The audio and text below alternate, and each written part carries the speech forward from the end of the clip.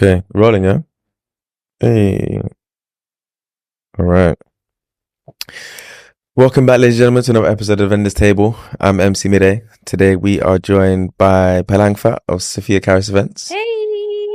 Hey guys. And we are also joined by Kemi representing Tasty African Food. Yes. Wonderful. How you guys doing? Very well, thank you. Good, thank you. Good. to be here. Thank you very much for joining. So we'll start with you, Palangfat. What do you do in the wedding industry and why weddings? So I'm Palangfat. I am the principal event planner at Sophia Caris Events. So we do wedding planning as well as support and on the day coordination. And you say why weddings? Why weddings? I love it. I like getting into people's stories. I like the romance behind it, but I also like the fun elements. I think naturally I'm just very organized. I'm a planner, naturally. So I love the fact that I can really just help people to bring their vision to life. And with weddings, there's no wedding that's ever the same. Like every client, every couple has their own unique spin, has their own twist. And then it's a full day. You get to be a part of people's families. You get to create memories. So yeah, I love weddings. Wonderful. And Kemi, what do you do in why weddings? Weddings. When you have weddings, you can't have a good wedding without good food. So True. you can't, I say food, entertainment are key. Food being very key. People are hungry and they want good food. So being part of those beautiful days and being the key player. Obviously, planners are important, don't get me wrong. But without food, I tell you, everyone will be grumbling. Yeah. You would only get them to do things once they've eaten. Yeah, agreed. As an MC, I second that. That is, nobody's listening to anything if they haven't eaten. Okay, wonderful. All right, we're going to play a little game. We're going to put you two against each other. So I will ask a question and you have to guess the figure. Okay. And whoever gets closest wins the point. Okay. So we've got 5 questions, so we should have a winner. Ready? Go for it. Wonderful. So, what was the cost of the most expensive royal wedding dress? In pounds, yeah. In pounds. I was going to say. This one's in pounds. 2.5 million. 2.5 million. Might Kemi, it what go are you high or going lower? The decision is yours. I was going to say 3 million. 3 million. And you was 2.5? Mm-hmm. Okay, the answer was 6 million pounds. Wow. 6 million pounds. I wasn't sure where to go money. because it's tax money. So Yeah. we're the ones paying for the dress. Some people have a lot of excess cash. So Kemi gets that first point. Okay, so for this question, Kemi, you'll answer first. Oh dear. What is the most number of crystals placed on a wedding dress? 1,000? 1,000? I think significantly more. 10,000. Okay. The answer is 50,890. Wow. Yeah. And that would Very have been done crystal by hand, heavy I'm sure. dress. Yeah. So that's one to Palangfat as well. So 1-1. And that means that you answer first for this next one. Okay. What is the most number of marriage renewals by the same couple? 9? 9? By the same couple. By the same couple. 8. 8. Okay. You can't keep doing that. It's the same as option. If you're going to go on higher or low, you might as well go by 1.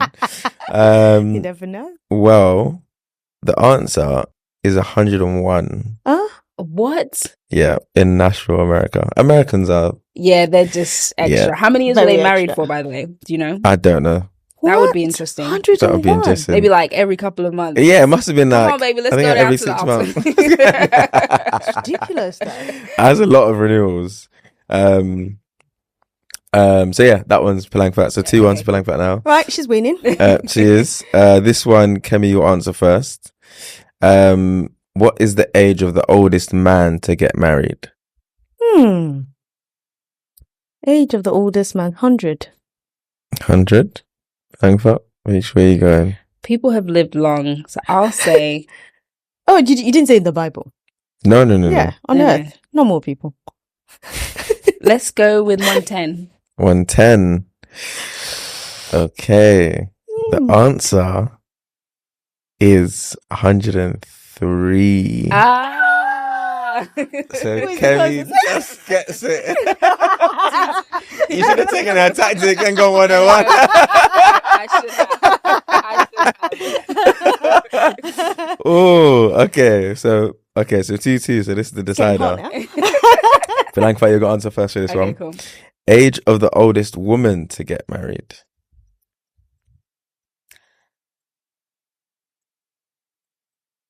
105. 105. Okay. Emi? 99. 99. The answer is 91. I saw this. I feel like I saw a post on this recently on Instagram, and it was over 100. I was like, if it's the same person, yeah, it must be over 100. Yeah. It's all good. No, to be fair, actually, When did you get these answers? no, I may have. No, That I may think not was be the right answer. answer. I think that I was the may right have answer. asked the question wrong, but I will give you that anyway. But I was taking that based off the oldest couple to get married, Okay. and I took their ages. Okay, So I not the answered the actual. question. Yeah. So there's So human that- error there. We'll double check with the ages, but for the sake of the game, we have a winner. Fair enough. Congrats. Wonderful. All right, let's get into the topic: food, glorious food. Let's start with catering styles. So we got 3 different styles. We got buffet, we have family style buffet, which is buffet to the table, and plated service. What are the differences between the 3? I'll ask you. So with a buffet is usually the cheapest option. Is one where you have your chefing fuel, you have your beautifully laid out chafing dishes, and you have guest queue. With a family bowl service, that's usually you have bowls of food depending on the meal options the clients have chosen, and that's kind of placed on their table. Then you have the plated, you could serve it in form of a silver service where you kind of take the plate, you see how it's beautifully designed, carry 3 plates in one hand and kind of serve the guest. Okay, perfect. Is there a better style, is there a style that suits a certain kind of wedding or guest number, or why go for a certain style over another? Yes and no. So if you have a huge wedding, say about 500 guests, if you do a plated service, unless they have a huge budget, that will be very expensive. But having said that, we have seen cases where people just want to be fed while seated. And so there is no right or wrong way to do it. It's the budget. Okay. The cost of plated largely comes from the servers. Yes, absolutely. Yeah. Because you then have one waiter to one table. Okay. For a good service. In other words, you don't want to wait hours before you eat. So, and if you think about restaurants, you have swarm of people just come in at once and serve you. So it's usually a ratio of 1 to 1 table. But if you have a huge party, you could get away with 2 to 3 tables. Okay. So 2 waiters to 3 table, but ideally 1 to 1. And with that, yes, you would do a lot of waiters, a lot of hours in there as well for those waiters. Okay, fine. And then from the planning side, I guess the time for each service is different, right? 100%. That's why I'm glad she picked up on that, because for a service like that, one of the questions I would first ask when I speak to the caterer is, how many waiters are you bringing to deliver this service? Because depending on what they respond, that tells me how much time I need to allocate in the schedule. And hopefully they're bringing a sufficient amount of waiters. If not, then that means just for the food service alone, you could be looking at an hour and a half, maybe 2 hours if they don't have a sufficient number of staff. And that is a long time to wait to be served. And like with a buffet, obviously you have the rogues that will just queue up. But with that sort of service, there's no queuing. You're literally going to be there waiting. And what that does is it puts pressure on all the other vendors in the room. So the pressure will be on the MC to keep everyone entertained, or the pressure might be on the DJ. They may have to squeeze in a DJ set at that time or an entertainer. They may have to fill the time with entertainment. So I think depending on what they've booked, it does affect other things, and sometimes can increase the cost in other areas because you may need more entertainers because of the fact that the demand will be there to keep people's attention, etc. So I would definitely say it's one to think about. I would definitely encourage couples and planners to have those open conversations as early as possible because it could incur costs down the line. Absolutely. So what's an ideal time window for food service? I'll say if you can keep food service to about an hour or less, I think that's fairly comfortable. Okay. I think that's comfortable. So even if it's a buffet, the thing with buffet is that you can keep it going fairly quickly because you just need an extra station or so. And I think if that works well for everyone, if the budget is there for the couple, I would definitely encourage that. If you're looking at, let's say 300 people, once you hit 300 plus, I would say start having 2 stations to keep the time going. But if you could do it where an hour, 45 minutes, an hour is suitable, then I would say that. Okay. Yeah, I would say if logistics permit, anything above 200, aim for 2. 2 stations. Especially if it's a kind of couple where they want everything done seamlessly. So anything above 200, just aim for 2. Or even if you're not going to have to, if you're going to have a swallow as a meal option, just have a separate queue for that swallow because you find out that you don't need to queue. If all you want is swallow, you can just easily go into the queue you want. So if logistics know what they want. You come to a wedding knowing exactly what you want to eat. You look at the food and you go, actually, I want that. Yeah, 100%. So we do get that. So if logistics permit and they have a big budget, because sometimes it's you're doubling the staff pretty much if you have 2 stations.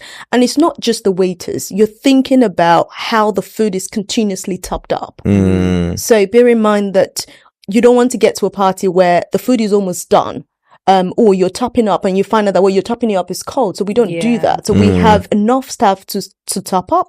We have food managers that monitors that. So if you have 2 stations, just think about 2 stations of, mirroring exactly the same thing. Hey.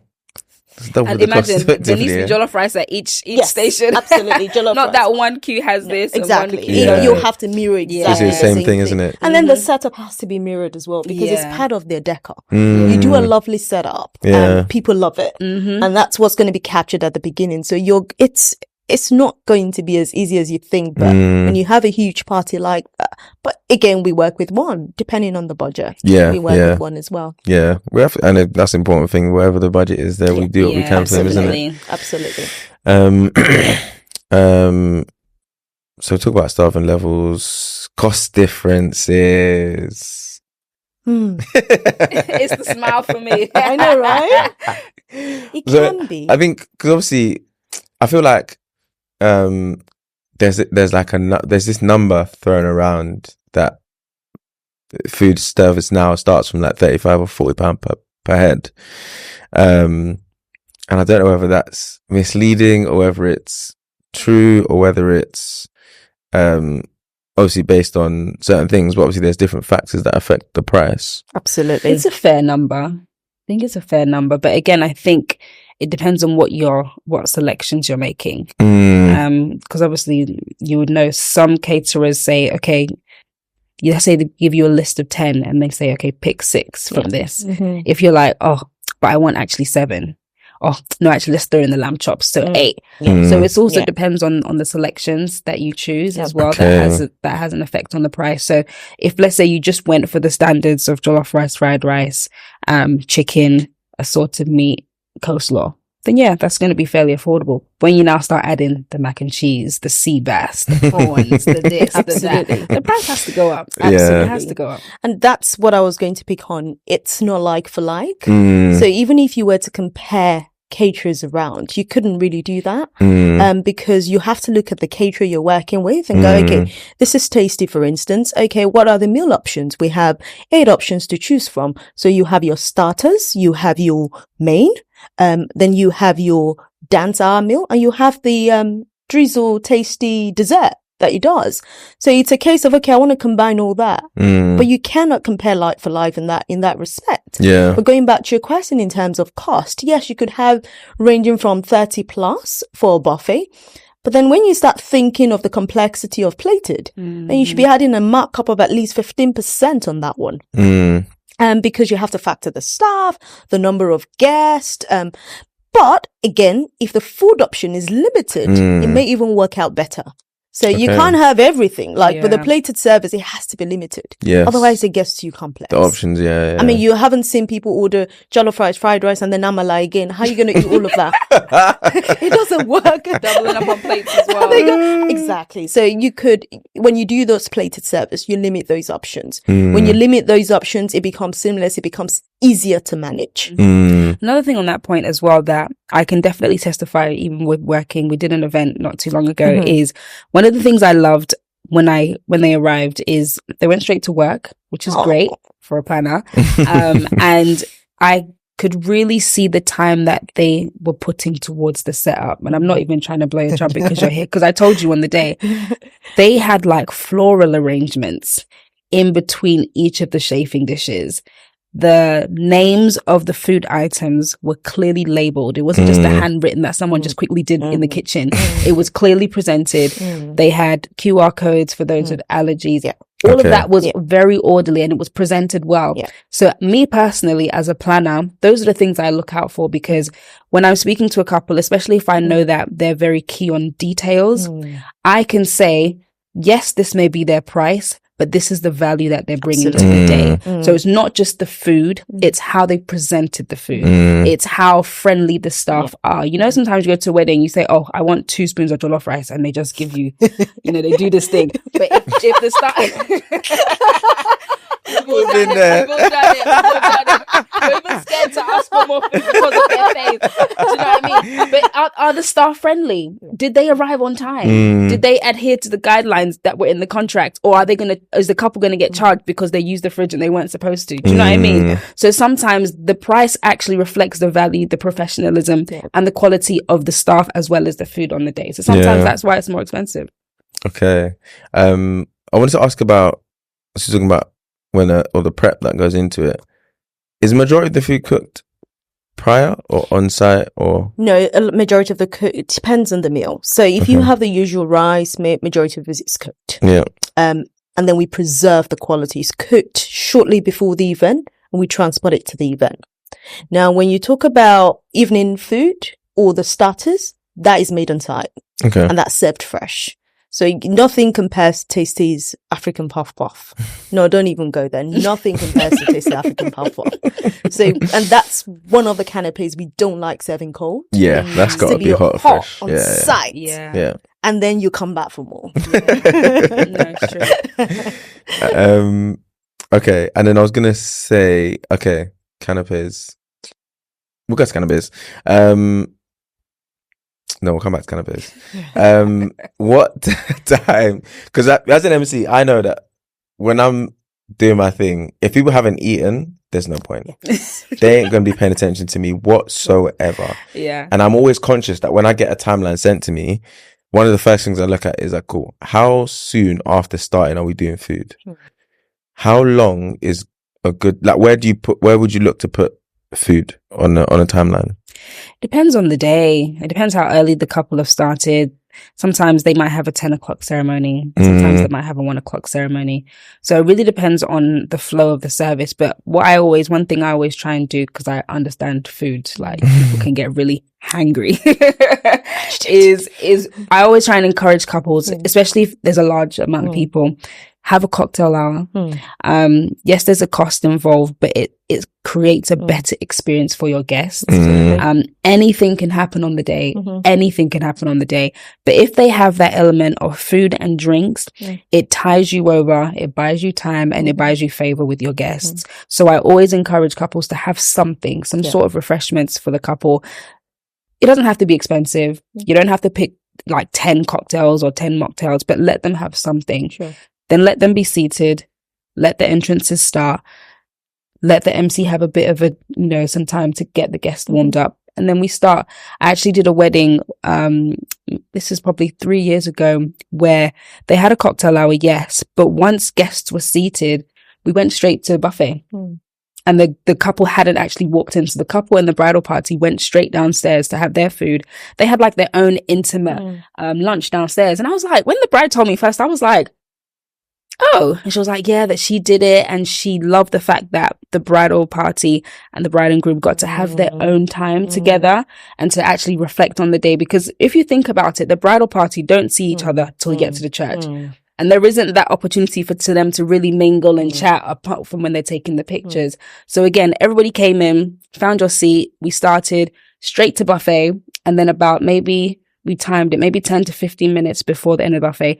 Then we started doing the entrances. Then after the entrances, straight to speeches. And it actually flowed really, really well. And obviously the guests had been fed, they had drinks. So everyone was really involved. People were quiet for the speeches, which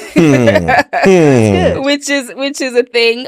So yes, I think just work with the experience of the day. Put yourself in their position. How would you like to feel? What would you like to be doing at this point? And yeah, take it from there, I would say. Interesting. That is very different. But it works. It did. As long as it works, that's the main thing, and the couple enjoyed it. So, okay, canapés.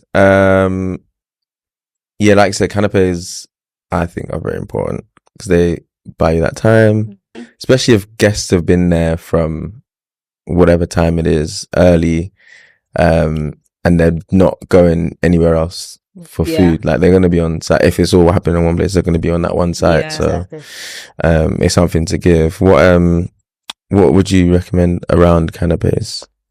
Depends on clients. What we tend to serve, we start with the authentic tasty puff puff.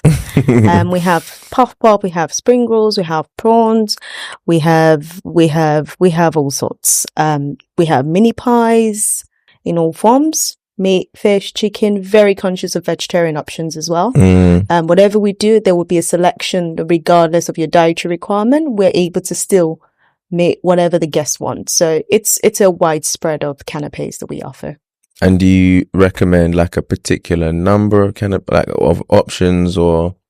Okay, so we have to use services when it comes to canapés. We could do the plated service, or we could do more like a buffet, but the taking around service where you but our aim is always to make sure that regardless of the numbers, everybody has a bit of everything. And so it's usually 1-to-1. So you have 300 guests, everybody is going to have canapés. Okay. And everybody is going to have extra left because, I mean, she'll testify to that. There will be loads left because it's not a case of where we count it. We kind of size the guests we're having, and the aim is to make sure you don't want to come and go.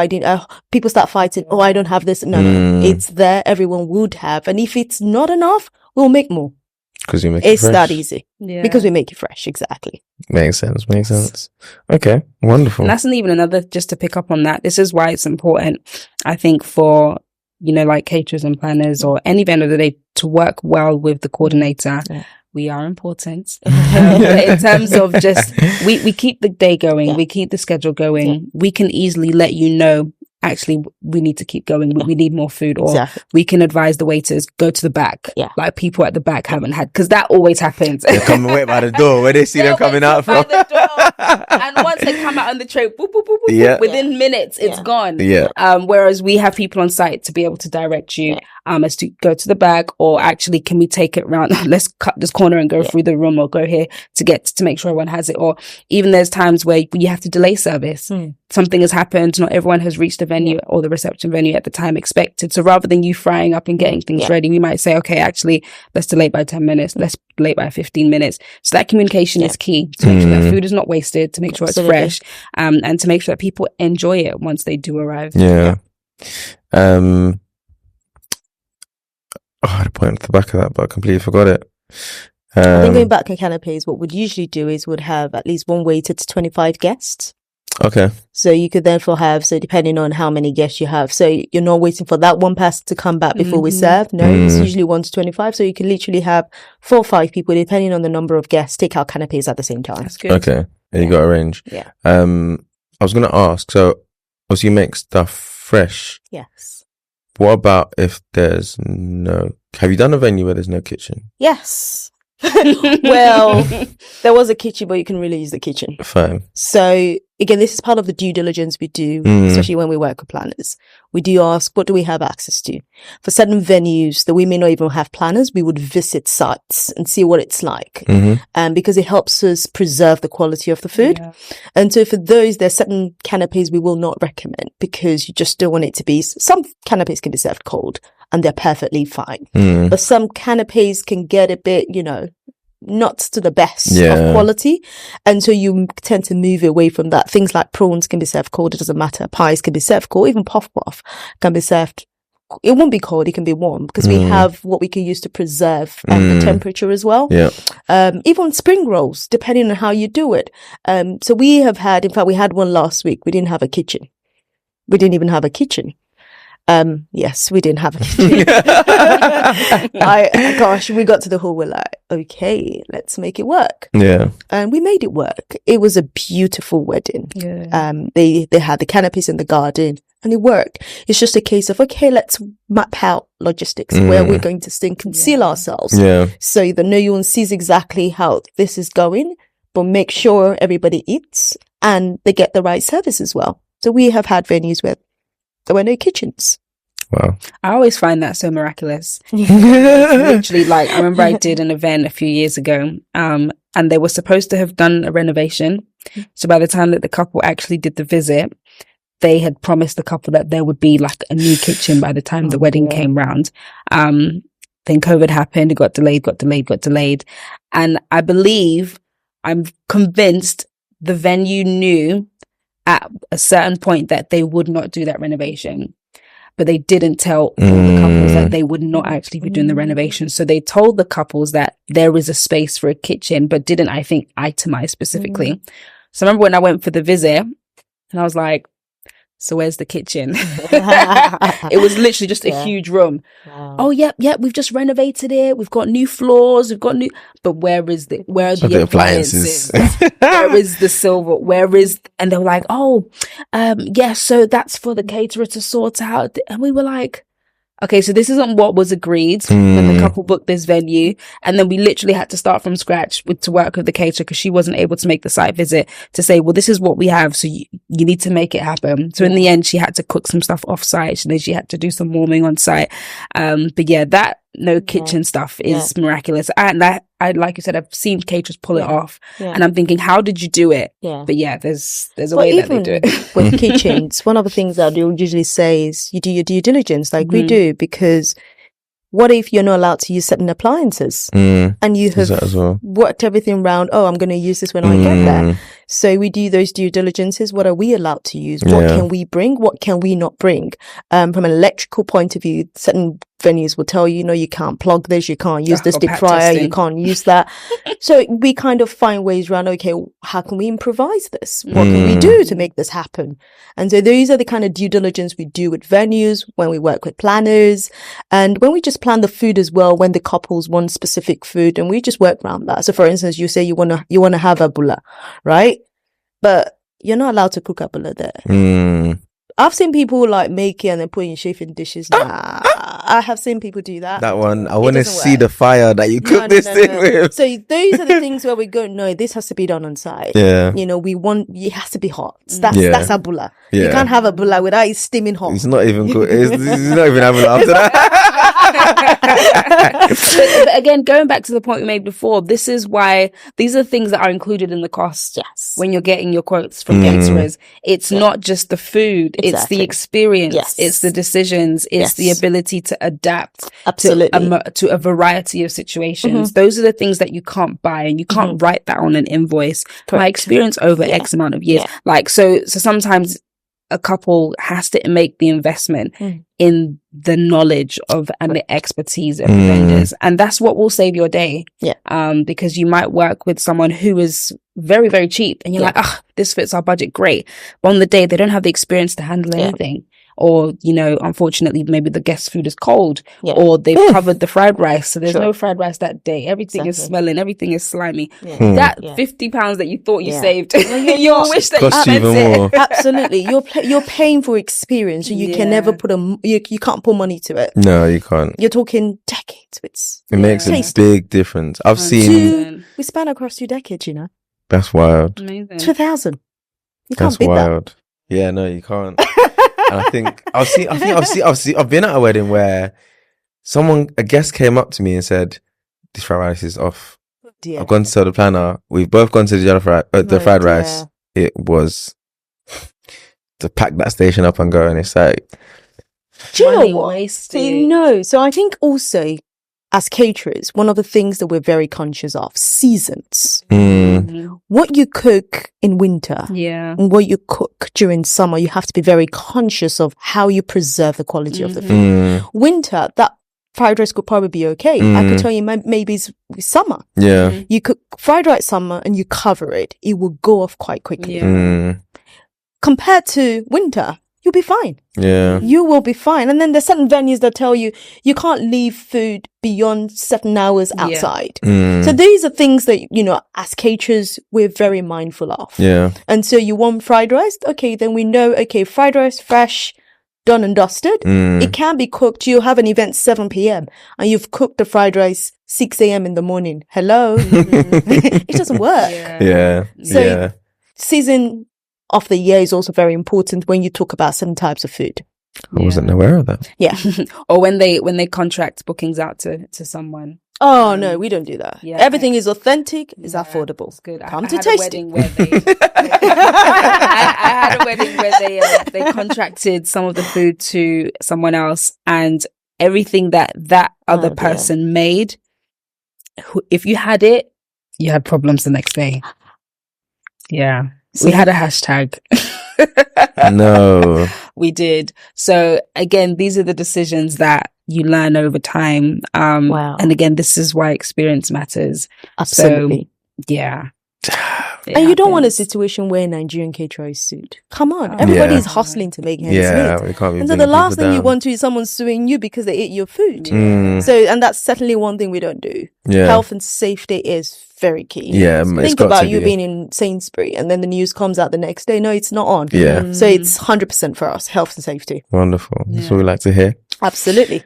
The burning question: who calls up people for buffet? Ah. It's between We the don't three get of us involved. here. We don't get involved. You know what? I think it depends. Yeah. I think it depends. There are certain MCs that I work with. I trust them to get on with it. I know that they are fair. I know that there's a system in place. Yeah. Or if there isn't, we discuss it in advance. And I'm happy for them to call the tables because I also know that for certain MCs, it actually creates and builds rapport with them and the guests. So they would know how to implement their style. They would know how to, for example, I know some certain MCs, they do it like games per tables. So they have in their mind that, okay, I'm building this rapport with this table or this whatever. And then they know that, okay, cool, you guys go next, something like that. But again, if I'm working with an MC or if I've seen them before and I'm like, I'm not quite sure how they would do it, then my team does it. It's, Okay. Yeah, simple, straight to the point. Fair. Yeah. Caters that. I'm not involved. Okay. If you could give a piece of advice to couples planning their wedding around food and catering or timings, what would it be? In terms of food timing, I would say to keep your guests happy, timing should be as soon as possible, so that you don't have grumpy guests. In terms of cost, is you pay, what you pay for, you get it. I would say it's never like for life when you compare. You have to look at the caterer, and to what you said earlier, it's just beyond the jollof rice. It's everything that goes behind the jollof rice. The whole presentation, the whole service, timeliness, quality of food. You don't want food poisoning. No one wants hashtag the next day. So those are things where you can't really put money on. Yeah. It's an experience that you want to enjoy. Yeah. Okay. Palangfat? I would say go for a tasting and make sure you enjoy the food. Because at a wedding, food is going to be one of the things that people remember. Absolutely. Yeah, agreed. So if you're not happy with the food, your guests are probably not going to be happy with the food. And remember that you're the one paying the caterer. So if you have feedback, give it to the caterer. And if they're not able to adjust, then maybe you need to book someone else. And I say that specifically is because I remember I had a couple, they went for a tasting and they loved the food, but they wanted, you know, a bit more seasoning, a bit more spicy here and there. And they were like, oh, we don't know how to say it. And I was like, I can pass on the message, but you're paying for this. So it has to be something that you're happy with. So I passed on the feedback to the caterer and they were fine. They adapted it and it was great on the day. So don't be shy to tell the people you're paying exactly what you want, because you want people to enjoy the food that you paid for on the day. Yeah. Sorry, just to add that on the flip side, you get people that then come for, you know, food tasting and they go, actually, it's food tasting. So you've cooked a minimal amount, which means it'll be perfect. So what we do for those doubting Thomases is to kind of invite them again. So we have an event, right? Okay. You're free, you know, we're going to have that packed food for you. You can just pick it up so that you taste the food from an event as well. Fine. Okay. Again, with us, it's not a lot of marketing because I always say if Tasty can feed 1,000 people every day, then 200 guests is nothing. Think about the chains of restaurants we have. Wonderful. I know. Thank you. Where can the people find you guys online? Ooh, Tasty African Food. Google it. Flex. Google me. Oh, mic drop. I know. It's good. For myself, just Sophia Karis events on all platforms. Wonderful. Hey, that's amazing. Baby. Well, wait, ladies, thank you very much. It's been a pleasure. Thank you. Thank you. It's been an absolute pleasure. That's it from us, Can I guys. throw a Hope you question? Yeah, bro. Who's your favorite caterer? Now this is it. Huh?